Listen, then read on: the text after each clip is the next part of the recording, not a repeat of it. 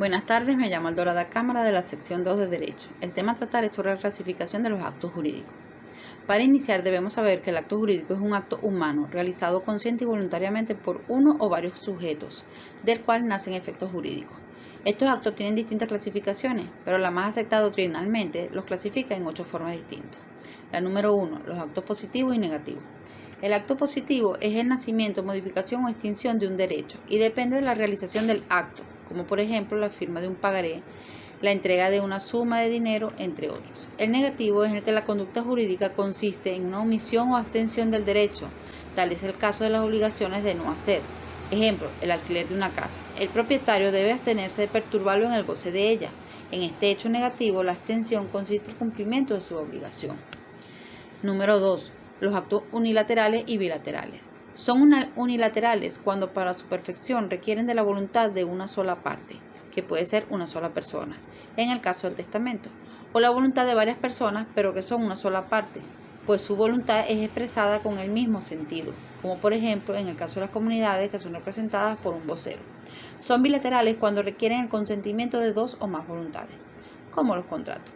Esta clasificación no debe confundirse con la de los contratos, que son unilaterales y bilaterales.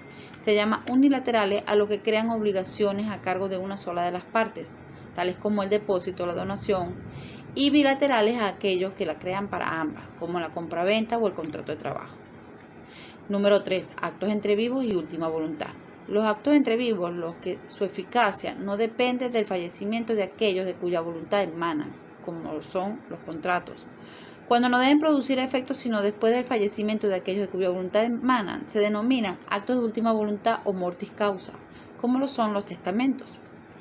Número 4. Los actos gratuitos y onerosos. Los gratuitos son aquellos en que la obligación está a cargo de una sola de las partes y responden a un propósito de liberalidad, tales como los testamentos, la donación, la renuncia sin cargo a un derecho.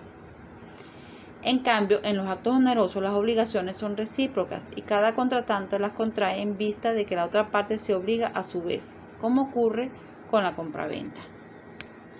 La número 5. Los actos formales y no formales.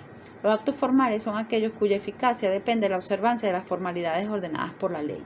Son no formales aquellos cuya validez no depende del cumplimiento de solemnidad alguna.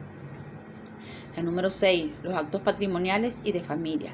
Los primeros son los que tienen un contenido económico y los segundos, en cambio, se refieren a los derechos y deberes de familia o extrapatrimoniales. La número 7. Los actos de administración y de disposición. En el acto de administración solo se transfiere la tenencia, el uso, por ejemplo, el arrendamiento. Este acto nos saca de la esfera de actuación del sujeto al bien en cuestión. En los actos de disposición se transmite el dominio, la propiedad de la cosa, por ejemplo, la enajenación y el gravamen.